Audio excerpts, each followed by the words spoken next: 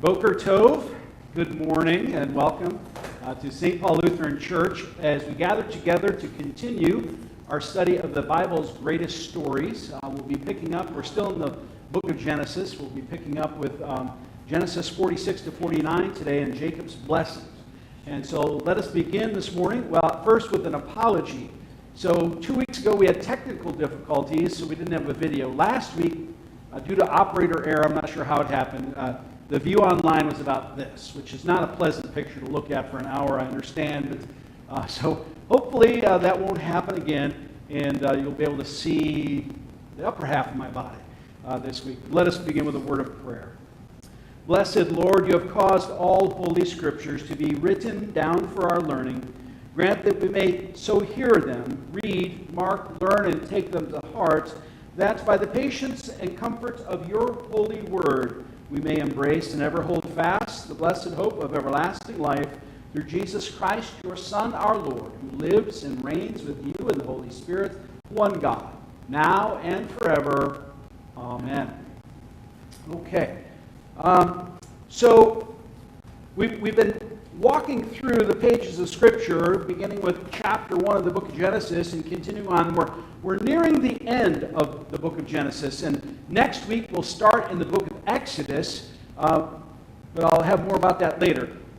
So if you've been with us over the last few weeks, you know that Joseph was taken into slavery in the land of Egypt. He rose to power under Potiphar, the captain of Pharaoh's royal guard, and then, due to an incident with Pharaoh's wife, she tried to sleep with Joseph, but he refused, and so she tricked her husband into locking up Joseph, even though God had prospered Potiphar under Joseph's hands.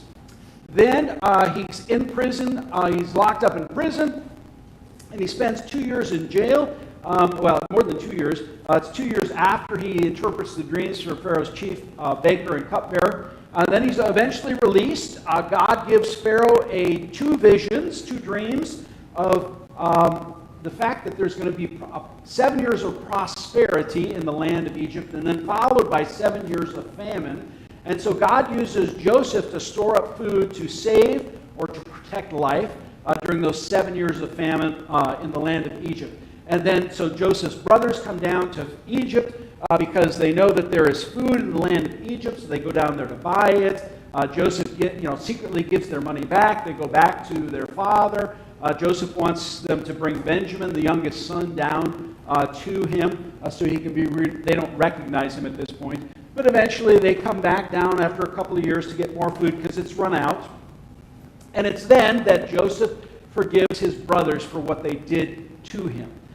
They have a reunion. And now, we heard at the end of last week that Joseph has sent his brothers back to the land of Canaan, where his father and the rest of his household live. And he's going to bring Jacob/Israel down to the land of Egypt because there's still 5 years left in the famine. So we're just in the beginning stages of the famine. Pharaoh gives his blessing upon Joseph. He sends chariots and horses and wagons to bring all of Joseph's family and their flocks down to the land of Egypt, and they're going to live in the land of Goshen. Okay, that's kind of where we ended up last week. So we're going to pick up with chapter 46 today and continue reading, and we're actually going to cover chapter 50 today if time allows us, simply because there's some concluding wrap-up information there. And if we don't get to it, I'll invite you to read it over the course of the next week. All right, so chapter 46. So Israel, and remember that's Jacob. Jacob's name is changed to Israel after he had striven with the angel of the Lord, the Malach Yahweh, earlier in the text. And he overcame him, and he received a blessing from him. So Israel took his journey with all that he had and came to Beersheba, and offered sacrifices to the God of his father Isaac. And God spoke to Israel in visions of the night and said, "Jacob, Jacob." And he said, "Here am I." Then he said, "I am God, the God of your father. Do not be afraid to go down to Egypt, for there I will make you into a great nation. I myself will go down with you to Egypt, and I will also bring you up again, and Joseph's hand shall close your eyes. So remember, earlier, there's two types of covenants that we encountered in the Bible. There's covenants of divine commitments, promises that God has made, and because he's the one who makes them, he's going to fulfill them. And then there's covenants of human obligation, which means that humans can keep or break that covenant. It can be broken. So remember that God came to Abraham and he told him in chapter 12 of the book of Genesis, he told him he would make him into a great nation, and all the families of the earth would be blessed through him. He told him that he would go down into Egypt and his people would live there for 430 years, but he would bring them out again. Okay? And so he made the same promises to Isaac, Abraham's son, and then he's making the same promise to Jacob as well in this text.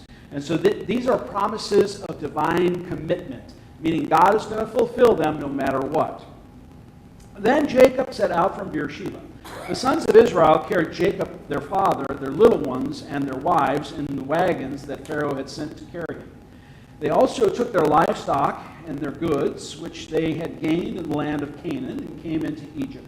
Jacob and all his offspring with him, his sons sons with him, his daughters and his sons' daughters, all his offspring he brought with him into Egypt. Now these are the names of the descendants of Israel who came into Egypt. Jacob and his sons, Reuben. So if we flip our chart back just one thing. All right, so here's the family tree of Jacob / Israel. He has 4 wives. These are maidservants. Zilpah and Bilhah are maidservants of Leah and Rachel, respectively, and they give birth to children as well. And so here's the family tree that's going to be reviewed here.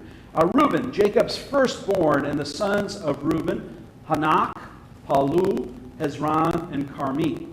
The sons of Simeon, Jemuel, Jamin, Ohad, Jachin, Zohar, and Shaul, the son of a Canaanite woman.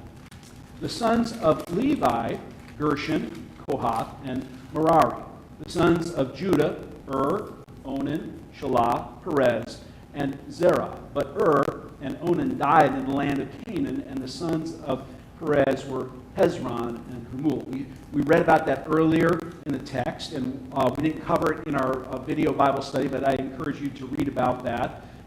These are the sons of Leah, whom she bore to Jacob in Padan Aram, together with his daughter Dinah. Altogether his sons and his daughters numbered 33.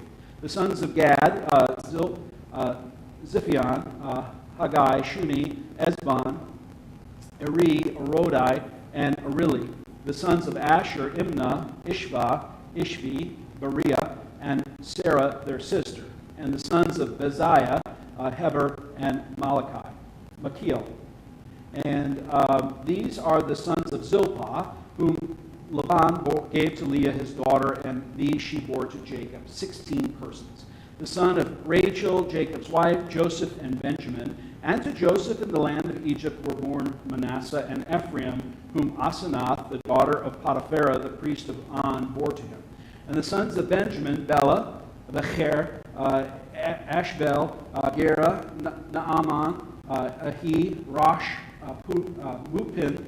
Hupim, and Ar. These are the sons of Rachel who were born to Jacob, 14 persons in all. The sons of Dan, Hushman. The sons of Naphtali, Jaziel, Guni, Jazer, Shaliam. And these are the sons of Bilhah, whom Laban gave to Rachel his daughter, and these she bore to Jacob, 7 persons in all.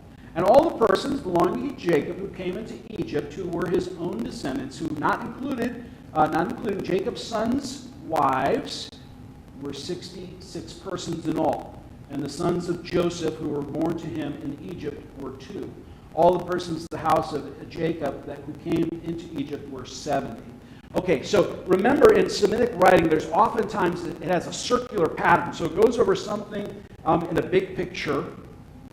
It goes into detail, and then more detail, and then it wraps it up typically the sign that we're going to start something new is that it goes over it again. Right? So now we have this review.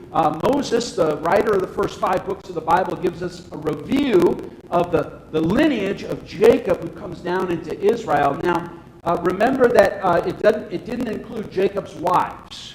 We're going to learn at the end of chapter 49 that Leah has died in the land of Canaan before they came to Egypt. Okay?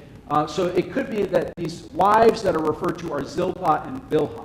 We don't know for certain, okay? But the writer, Moses, inspired by God, writes down this lineage of those who came down into Egypt. And you and I see this fulfillment. We're seeing this ongoing fulfillment of God's promises. So it was just Abram and Sarai. She was barren. She couldn't have children. And then God blessed them with one son. And now that one son had twins, Jacob and Esau, and now God is at work through Jacob and his wives to provide offspring. So we're seeing this growing family, this growing nation that God has promised to give his people. And so God is at work, and we heard last time about when Joseph forgave his brothers, how they meant, referring to them selling him into slavery in the land of Egypt, they meant that for evil, but God used it for good, to bring about salvation of sorts, to save many people. So God is using Joseph in the land of Egypt to provide food for his family, his extended family, and also the entire world, as we heard last time. Now, we conclude with that wrap-up, and now we're going to start a new part. Okay, so here we're going to, in chapter 46, last part of chapter 46, Joseph is finally going to arrive with all those people, all their flocks and their herds in the land of Egypt. All right. He, that is Jacob, sent Judah ahead of him to Joseph to show the way before him to Goshen, and they came into the land of Goshen. Now Goshen, it's not labeled this on this map, but Goshen is this region up here where the Nile River empties into the Great Sea, or what we refer to as the Mediterranean Sea. This is the land of Goshen, and we're going to hear how this is a very fertile land, which kind of makes sense because we have lots of water and sediment coming into this region, so good for crops. Then Joseph prepared his chariot and went up to meet Israel his father in Goshen. He presented himself to him and fell on his neck and wept on his neck a good while. So we saw a similar reunion with Joseph and his brothers when he finally revealed himself, when they brought Benjamin back to the land of Egypt, and he finally revealed himself to him. He fell on their necks and wept. They kissed one another. This is a long-awaited greeting of love. And Israel said to Joseph, "Now let me die, since I have seen your face and know that you are still alive." Now, if you've been with us for a while, you know that Joseph is the favorite son of all 12 of Jacob's sons, because he was the firstborn of Rachel, his favorite wife, in his old age. And when he thought Joseph was dead, he transferred that love and affection to Benjamin, Rachel's second son, who died after Rachel died after giving birth to him. And so now Jacob is reunited with his son, and he says all is well. Earlier, he couldn't be comforted because he was mourning. His mourning was so great. But now he says, "I can die in peace because I know that you're alive." All right. Joseph said to his brothers and to his father's household, "I will go up and tell Pharaoh, and will say to him, 'My brothers and my father's household who were in the land of Canaan have come to me. And the men are shepherds, for they have been keepers of livestock, and they have brought their flocks and their herds and all that they have.' When Pharaoh calls you and says, 'What is your occupation?' you shall say, 'Your servants have been keepers of livestock from our youth, even until now, both we and our fathers, in order that you may dwell in the land of Goshen. For every shepherd is an abomination to the Egyptians.'" So here we have a cultural reference. Earlier we learned that Pharaoh had already told Joseph that they would dwell in the land of Goshen when he sent back the chariots to bring the family and the household down. But evidently in the land of Egypt, at least at this time, there is a class system with regard to those who take care of animals. Now, in the land of Egypt, bulls and cows are sort of not sacred in the sense of Hindu, but sacred. They're held in high regard, and those that take care of them are a higher class than those that take care of sheep and goats. So Joseph tells them to tell Pharaoh that you're keepers of the sheep, and he will let you be in the land of Goshen, and you won't be bothered by anyone in the land of Egypt because they look down on those who take care of, on shepherds of sheep and goats. All right. So now Joseph is going to return to Pharaoh. And so chapter 47. So Joseph went in and told Pharaoh, "My father and my brothers with their flocks and herds and all that they possess have come from the land of Canaan. They are now in the land of Goshen." And from among his brothers he took 5 men and presented them to Pharaoh. Pharaoh said to his brothers, "What is your occupation?" And they said to Pharaoh, "Your sons are shepherds, as our fathers were." They said to Pharaoh, "We have come to sojourn in the land, for there is no pasture for your servants' flocks, for the famine is severe in the land of Canaan. And now, please let your servants dwell in the land of Goshen." Then Pharaoh said to Joseph, "Your father and your brothers have come to you. The land of Egypt is before you. Settle your father and your brothers in the best of the land. Let them settle in the land of Goshen, and if you know any able men among them, put them in charge of my livestock." So remember that Pharaoh, because God helped Joseph interpret the 2 visions that were given to Pharaoh, Pharaoh appointed him to be viceroy, if you will, the second person in charge, right behind Pharaoh, and to take care and prepare for the famine that was going to come on the land. So Pharaoh holds Joseph in high esteem, and he's doing these things for the sake of Joseph and Joseph's family. Then Joseph brought in Jacob his father and stood him before Pharaoh, and Jacob blessed Pharaoh. Now, this blessing, we don't know, it doesn't record what it is, but Jacob is pronouncing God's blessing in some form or fashion upon Pharaoh. And Pharaoh said to Jacob, "How many are the days of the years of your life?" And Jacob said to Pharaoh, "The days of the years of my sojourning are 130 years. Few and evil have been the days of the years of my life, and they have not attained to the days of the years of the life of my fathers in the days of their sojourn." And Jacob blessed Pharaoh and went out from the presence of Pharaoh. Then Joseph settled his father and his brothers and gave them a possession in the land of Egypt, in the best of the land, in the land of Ramses, as Pharaoh commanded. And Joseph provided his father, his brothers, and all his father's household with food according to the number of their dependents. So we learn how old Jacob is at this point in his life. He's 130 years old, and he confesses to Pharaoh that his days have not been as long as his father's, and his days have been filled with evil. Probably, thinking back to all the hardship that he had over the course of his life, struggling with his uncle Laban back in Padan Aram, up here by the city of Haran, when he was trying to labor to secure his wife, who he thought was going to be Rachel, but it ended up being Leah, so he worked 7 years for her, then he worked 7 years for Rachel, and then he worked another 7 years of labor. And then, probably also in the back of Jacob's mind, was what happened to Joseph when he thought he was dead, right? And we probably all felt that way at one point or time in our lives, where everything just sucks, right? Nothing goes right. I might as well just die. We might even think to ourselves, depending on the situation. And Jacob has said those things, as we heard in our lesson, previous lessons. But here he is. He tells Pharaoh that his age and what his life has been like, and then he blesses Pharaoh before he talks to him, and then he blesses Pharaoh when he leaves his presence. Again, we don't know what that is, but then Jacob takes him to settle him in the land that is now theirs, in the land of Goshen, up in this region of Egypt. So they're separated from the Egyptians. There's going to be plenty of it's a fertile land for their flocks. Now, right now, there is a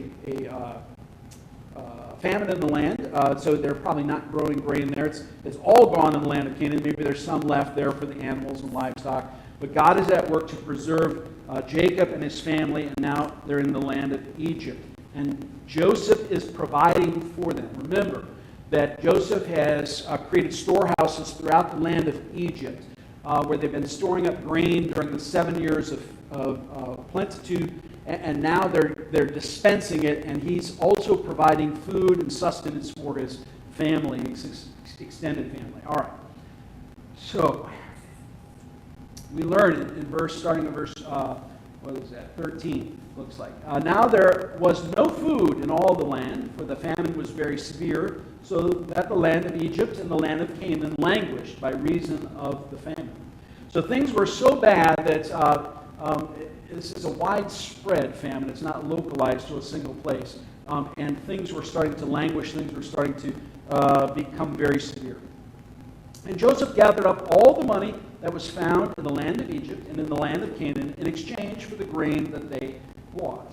And Joseph brought the money into Pharaoh's house. Now remember that when people, like his family, they came down into Egypt, Jacob sent them with money to buy grain. And so everybody who needs food has been paying for it, paying Joseph for the food, and Joseph puts the money into Pharaoh's household. Okay? And when the money was all spent, the banks were broke. Your bank account is reading 0. And when the money was all spent in the land of Egypt and in the land of Canaan, all the Egyptians came to Joseph and said, "Give us food. Why should we die before your eyes? For our money is gone." Now, why would they go to Joseph? Well, they go to Joseph because they know that there's still food in all these storehouses that he prepared in the land of Egypt. And now they don't have anything to buy. They don't have currency to buy the food, and they're crying out to him in their time of need. And Joseph answered, "Give your livestock, and I will give you food in exchange for your livestock if your money is gone." So they brought their livestock to Joseph, and Joseph gave them food in exchange for the horses, the flocks, the herds, and the donkeys. He supplied them with food in exchange for all their livestock that year. So that year, everybody was able to eat by selling their animals to Joseph and to Pharaoh. And when that year was ended, they came to him the following year and said to him, "We will not hide from my lord that our money is all spent. The herds of livestock are my lord's. There is nothing left in the sight of my lord but our bodies and our land. Why should we die before your eyes, both we and our land? Buy us and our land for food, and we with our land will be servants to Pharaoh. And give us seed that we may live and not die, and that the land may not be desolate." So things are so bad. Things are so bad in the land of Egypt now that the Egyptians, Pharaoh's subjects, are willing to sell themselves and the land that they have to Pharaoh in exchange for food so that they may live. And they do it. Joseph buys them and their property and gives it all to Pharaoh. So now they're going to be Pharaoh's servants, not just his subjects, but his servants, his slaves of sorts. So Joseph bought all the land of Egypt for Pharaoh, for all the Egyptians sold their fields because the famine was severe on them. The land became Pharaoh's. As for the people, he made servants of them from one end of Egypt to the other. Only the land of the priests he did not buy, for the priests had a fixed allowance from Pharaoh and lived on the allowance that Pharaoh gave them. Therefore, they did not sell their land. Okay, so now Pharaoh didn't just rule over the land, he did that, but now he owns all of it and everything in it. So it's all Pharaoh's. And this was all done through the hand of Joseph, Pharaoh's right-hand man. Then Joseph said to the people, "Behold, this day I have this day bought you and your land for Pharaoh. Now here is seed for you, and you shall sow the land.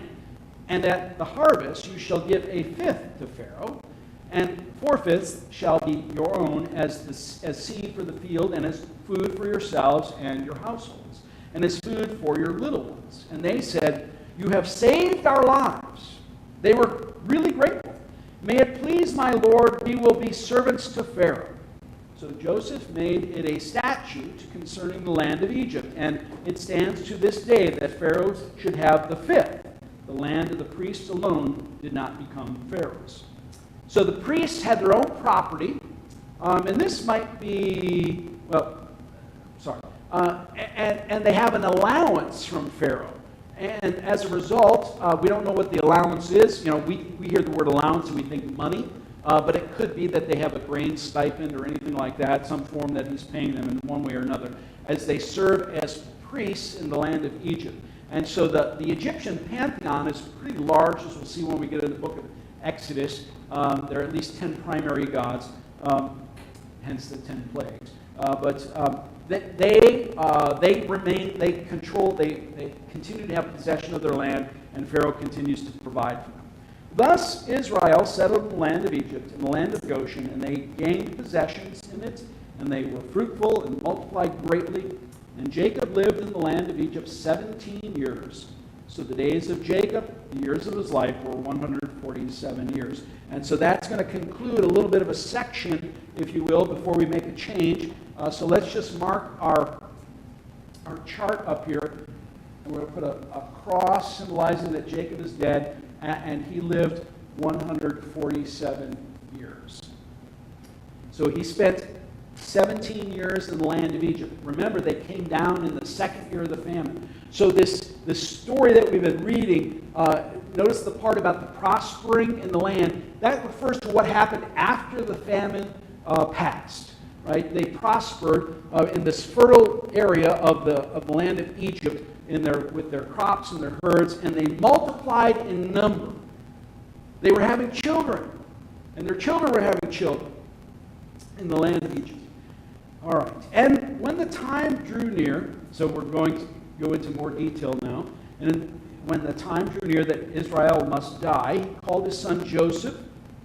Remember, Joseph is the 11th born son. Reuben's the firstborn.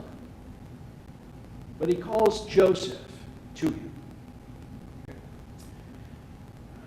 If now I have found favor in your sight, put your hand under my thigh and promise to deal kindly and truly with me.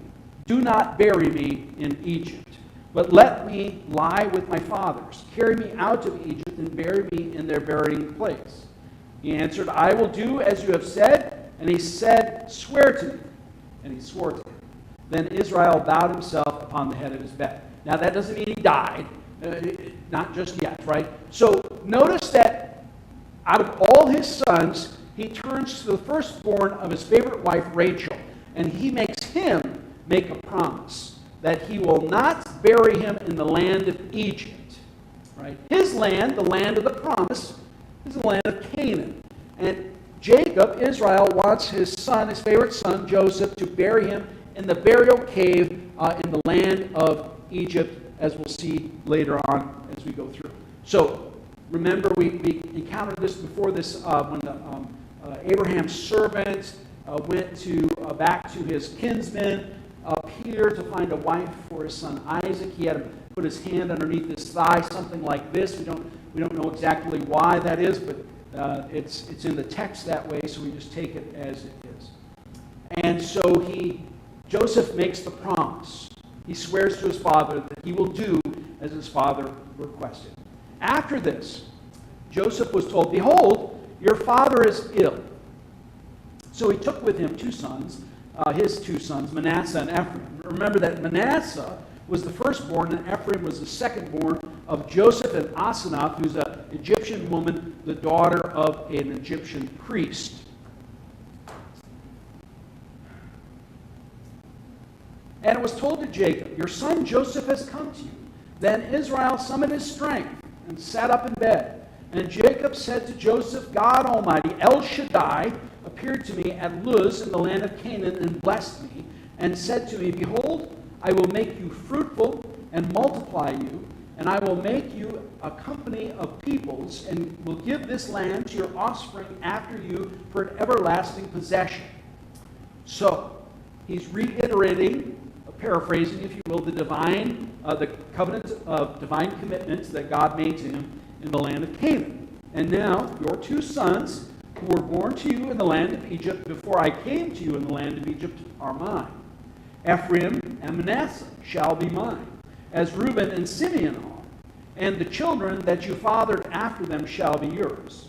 They shall be called by the name of their brothers in their inheritance. As for me, when I came to Padan to my sorrow, Rachel died in the land of Canaan on the way, when there was still some distance to go to Ephrath. And I buried her there on the way to Ephrath, that is Bethlehem. When Israel saw Joseph's sons, he said, "Who are these?" Joseph said to his father, "They are my sons whom God has given me here." And he said, "Bring them to me, please, that I may bless them."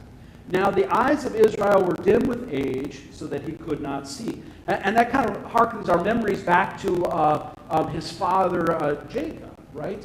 With the blessing that, Father Isaac, that the blessing that Jacob stole from his brother Esau. So Joseph brought them near him, and he kissed them and embraced them.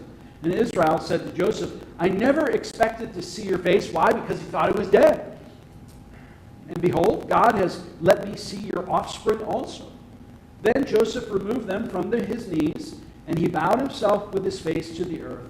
And Joseph took them both, Ephraim in his right hand toward Israel's left hand, and Manasseh in his left hand toward Israel's right hand, and brought them near him.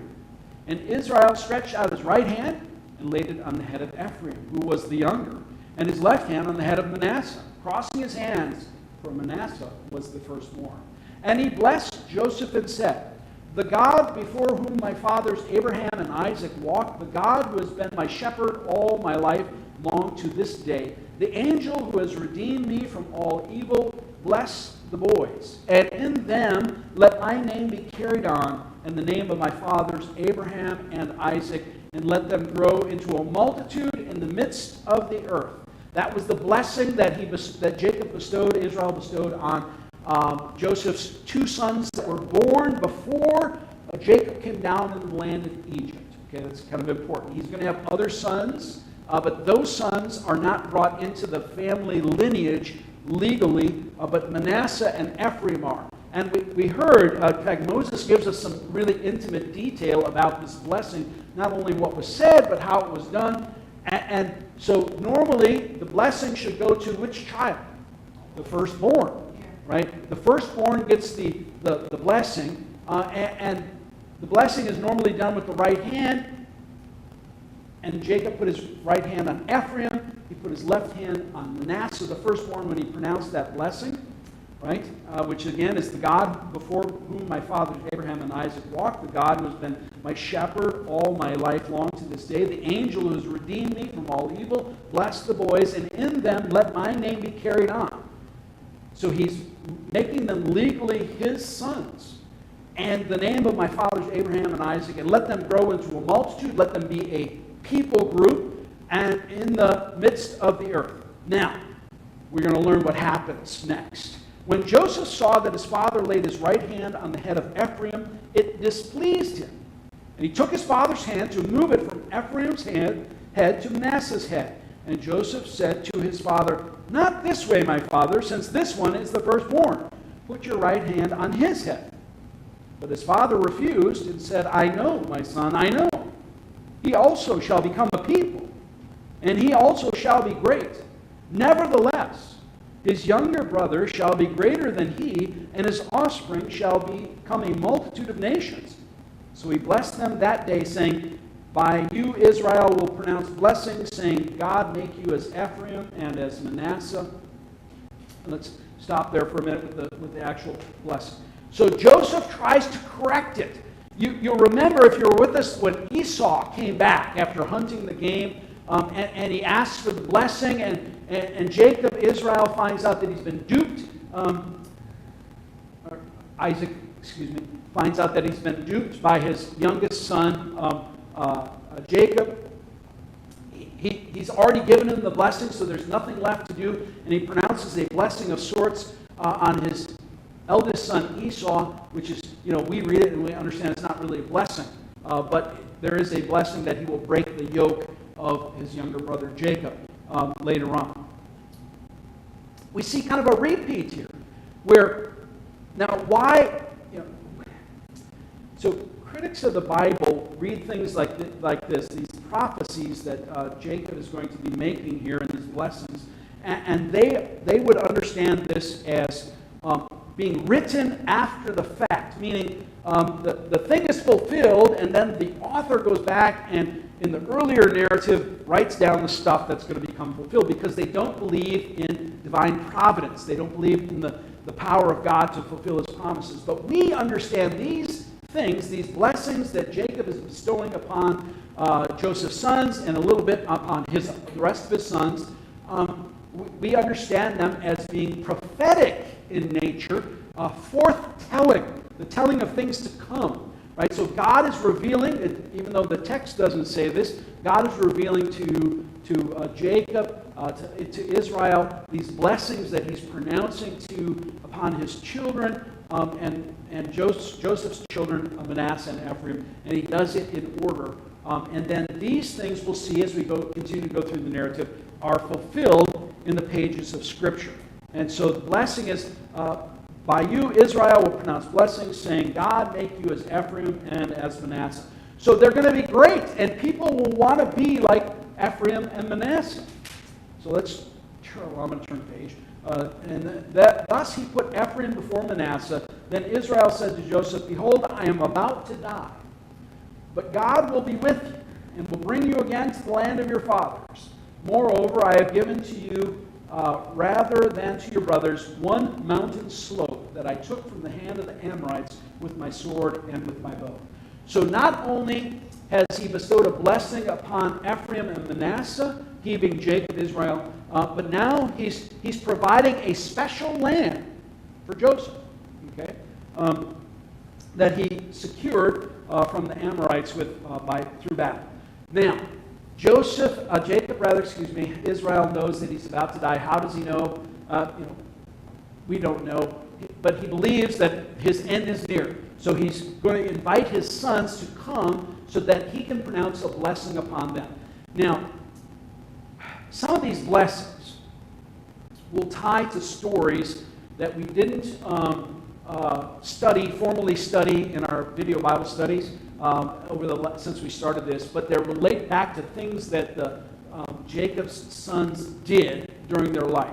And these acts of old have an influence on the blessing that Jacob is about to bestow upon them.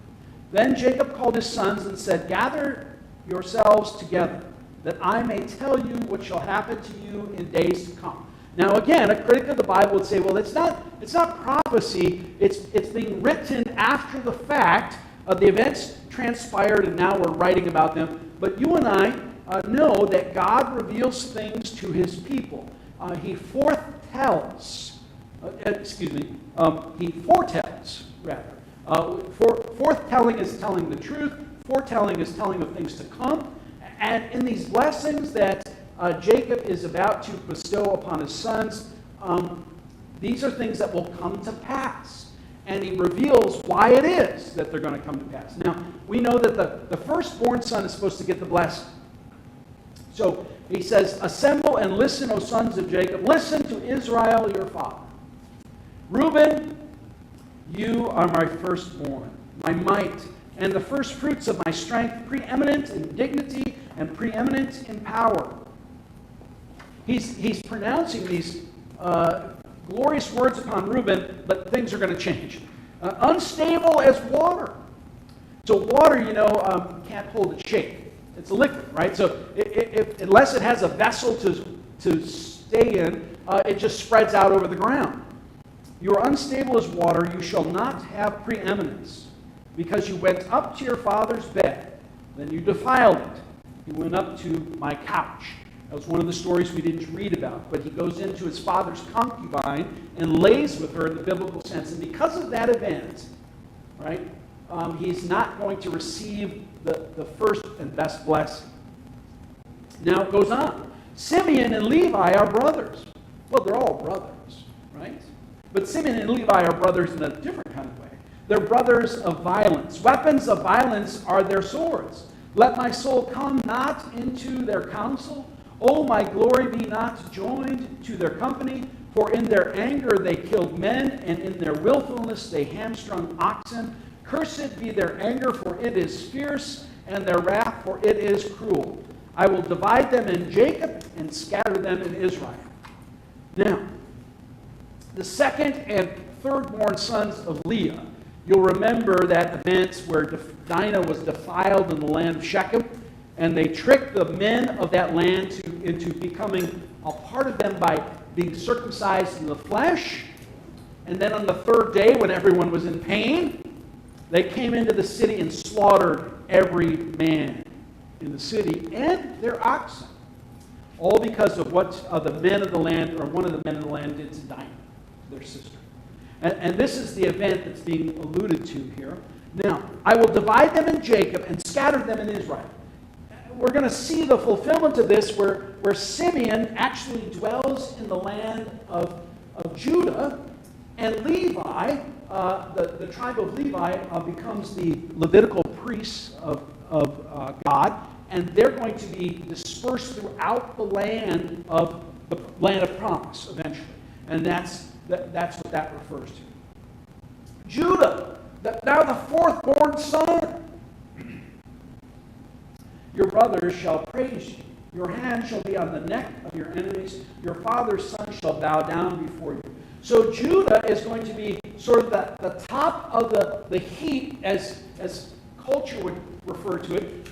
And even his brothers are going to bow down to him. Judah is a lion's cub. From the prey, my son, you have gone up. He stooped down. He crouched as a lion, and as a lioness, who dares rouse him? The scepter shall not depart from Judah, nor the ruler's staff from between his feet, until tribute comes to him, and to him shall be the obedience of the peoples. Binding his foal to the vine, and his donkey's colt to the choice vine, he was washed his garments in wine, and his vesture in the blood of grapes. His eyes are darker than wine, his teeth whiter than milk. So let's talk about this. Get on my pony. Talk about this a little bit. So Judah, that reference to the scepter shall not depart from Judah, and the ruler's staff from between his feet, until tribute comes to him. Judah is going to be a king and a country later on in the narrative of Scripture. For us who know the story of the New Testament, we know that Jesus the Christ comes from the line of Judah through Perez and his son.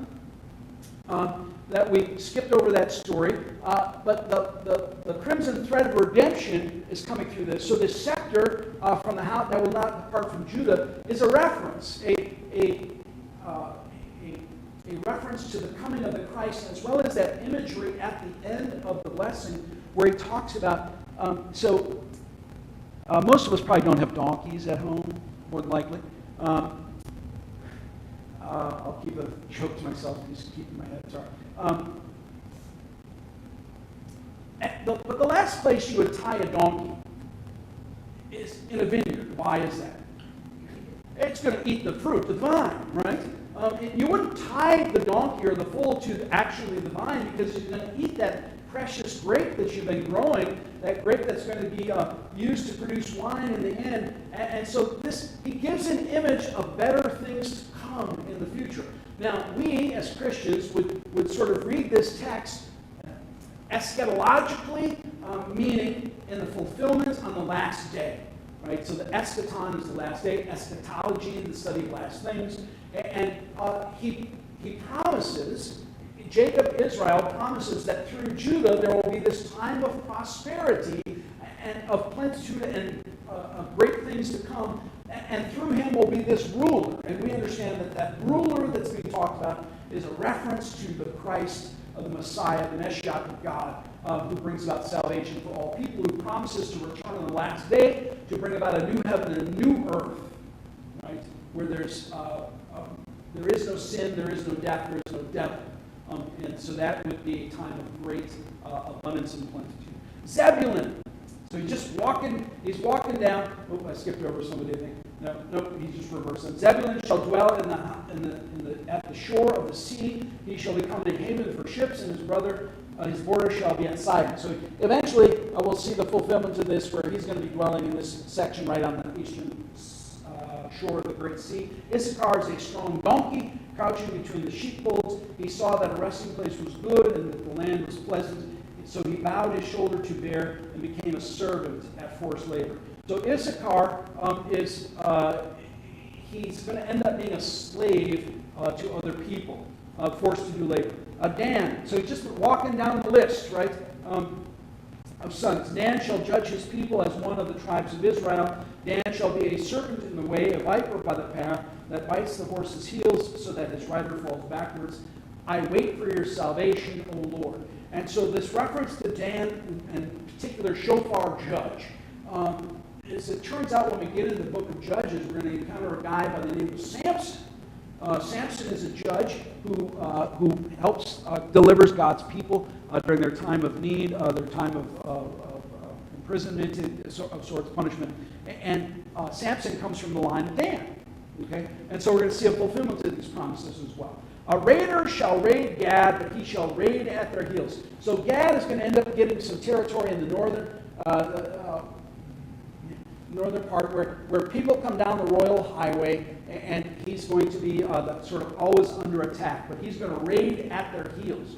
Asher's food shall be rich, and he shall yield royal delicacies. Naphtali is a doe let loose that bears beautiful fawns. He's going to have lots of children. Joseph is a fruitful bow by a spring. His branches run over the wall. The archers bitterly attacked him, shot at him, harassed him severely, yet his bow remained unmoved. His arms were made agile by the hands of the mighty one of Jacob. From there is the shepherd, the stone of Israel, by the God of your father, who will help you. By the Almighty, who will bless you with blessings of heaven above, blessings of the deep that crouches beneath, blessings of the breasts and of the womb, blessings of your father are mighty beyond the blessings of my parents, up to the bounties of the everlasting hills. May they be on the head of Joseph and on the brow of him who was set apart from his brothers. So that those references to the being harassed and attacked, that could be a reference to how his brothers treated him and ended up sending him into slavery. But notice how long Joseph's blessing is compared to all his other brothers. Right? 2-3 times, depending on which one you're looking at. Again, so Jacob is still playing favorites with his most beloved son Joseph, the firstborn son of his lovely wife Rachel, and he bestows all these blessings upon him over and against his brothers. And then last but not least, Benjamin is a ravenous wolf, in the morning devouring the prey, and at evening dividing the spoil. So Benjamin is going to be one who is a warrior. And as it turns out, one of the fulfillments of this will be the first king of the Israelites, King Saul, is of the tribe of Benjamin. Okay? Now, so those are the blessings that Jacob, Israel, bestows upon his sons. And now we're going to hear the end of that story. All these are the 12 tribes of Israel. This is what their father said to them as he blessed them, blessing each with the blessing suitable to him. So the blessing was a function of how the boys lived their lives and also their relationship with their father. Then he commanded them and said to them, I am to be gathered to my people. Bury me with my fathers in the cave that is in the field of Ephron, the Hittite, in the cave that is in the field of Machpelah, in the east of Mamre, in the land of Canaan, which Abraham bought with the field from Ephron, the Hittite, to possess as a burying place. There they buried Abraham and Sarah, his wife. There they buried Isaac and Rebekah, his wife. And there I buried Leah. So we find the reference that, where she's now, we finally learn that she's now deceased, and that he buried her in the land of Canaan in the family burial cave, presumably, probably before he came down into the land of Egypt. Okay. The field and the cave that is in it were bought from the Hittites. When Jacob finished commanding his sons, he drew up his feet into the bed and breathed his last and was gathered to his people. All right. I think I can do it. All right. Chapter 50. Then Joseph fell on his father's face and wept over him and kissed him. Joseph commanded his servants, the physicians, to embalm his father. So the physicians embalmed Israel. 40 days were required for it, for that is how many are required for embalming. And the Egyptians wept for him 70 days. The Egyptians wept for Jacob for 70 days because he was the father of Joseph. And when the days of weeping for him were past, Joseph spoke to the household of Pharaoh, saying, If now I have found favor in your eyes, please speak in the ears of Pharaoh, saying, My father made me swear, saying, I am about to die in my tomb that I hewed out for myself in the land of Canaan. There shall you bury me. Now therefore, let me please go up and bury my father. Then I will return. And Pharaoh answered, Go up and bury your father as he made you swear. So Joseph went up to bury his father. With him went up all the servants of Pharaoh, the elders of his household, and all the elders of the land of Egypt, as well as the household of Joseph, his brothers, and his father's household. Only their children, their flocks, and their herds were left in the land of Goshen. And there went up with him both chariots and horsemen. It was a very great company. So you almost get the image, or, well, I guess I should say, I get the image of when a head of state dies, right? There's often a large gathering of people to pay their respects for when a head of state dies. And we kind of see the same thing happening here with Jacob when they go to bury him. And there went up with him both chariots and horsemen. It was a very great company. When they came to the threshing floor at Atad, which is beyond the Jordan, they lamented there with a very great and grievous lamentation, and he made a mourning for his father 7 days. When the inhabitants of the land, the Canaanites, saw the mourning on the threshing floor of Atad, they said, This is a grievous mourning by the Egyptians. So it wasn't just Joseph and his siblings and their family who were mourning and grieving and making this loud lamentation for Joseph. It was all the Egyptians that came up with them were joining in. We don't know what the form of the lamentation was, but thus his sons did for him as he commanded them, for his sons carried him to the land of Canaan and buried him in the cave of the field at Machpelah, to the east of Mamre, which Abraham bought with the field from Ephron the Hittite to possess as a burying place. After he buried his father, Joseph returned to Egypt with his brothers and all who had gone up with him to bury his father. So everybody returns to the land of Egypt. Remember, they're in the land of Goshen. Joseph is still in the service of Pharaoh, the king of Egypt. And now, earlier we remember the story of how Joseph forgave his brothers for what they had done. They're not quite sure, now that Dad's gone, how things are going to go. So they say when Joseph's brothers saw that their father was dead, they said, it may be that Joseph will hate us and pay us back for all the evil that we did to him. They're afraid that Joseph will seek retribution now that his father is dead. So they sent a message to Joseph saying, Your father gave this command before he died. Say to Joseph, Please forgive the transgression of your brothers and their sin because they did evil to you. Now, we don't know from the narrative if Joseph actually uttered those words or if they're using the memory of their father to give it weight. We don't know. Joseph wept when they spoke to him. His brothers also came and fell down before him and said, Behold, we are your servants. Now, this is like the fourth time, I think, in the narrative where we see the fulfillment of Joseph's dreams that he heard earlier. We heard earlier back in, I think it was chapter 37.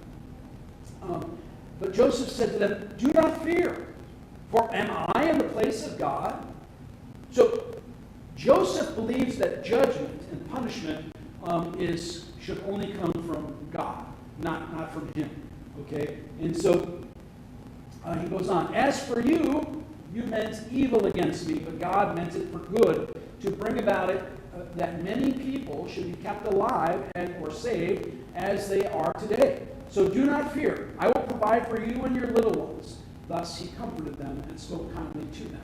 So Joseph says, I'm not going to seek vengeance. I'm not going to seek retribution. I'm going to take care of you. Well, the thing that you meant for evil, we heard this earlier, but he reiterates it again. The thing that you meant for evil, God is using for good to bring about salvation of many people. So Joseph remained in Egypt, he and his father's house. Joseph lived 110 years. And Joseph saw after his children of the third generation. And children also of Machir, the son of Manasseh, were counted as Joseph's own. And Joseph said to his brothers, I am about to die. But God will visit you and bring you up out of this land to the land that he swore to Abraham, to Isaac, and to Jacob. Then Joseph made the sons of Israel swear, saying, God will surely visit you, and you shall carry up my bones from here. So Joseph died, being 110 years old. They embalmed him, and he was put in a coffin in Egypt. Okay, so let's just update our chart a little bit. We don't know from the narrative when these two people died, but we're going to assume that now, at this point, they're dead. Joseph dies. We don't know how old they are. We don't know how old any of the women are when they die. But Joseph dies at the age of 110 in the land of Egypt. And he tells his brothers, don't leave me here.